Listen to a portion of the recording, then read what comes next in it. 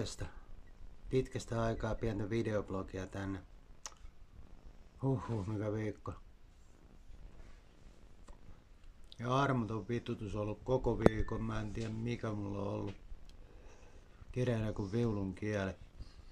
Ja vittu luen kiitos, vihdoin tänään sai hieman helpotusta saatanan paskaan, että sai vähän rauhoittavaa. Ja tupakkaa. Pysyy mieli rentona. Luen kiitos, sai valtava vitutus ja hermostuneisuus ja stressi lähtee kaikki. Ai että. Ollut tosi hyvä aamu tänään. Sitä vois käydä skeittaamassa vähän miniramppia ja Kati sais kuvailla, vois laittaa vähän skeittivideo tässä viikonloppuna.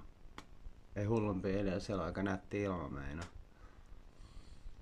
Ei mitään, kaikkea hyvää kaikille. Muistakaa, että kaikki mahtavia.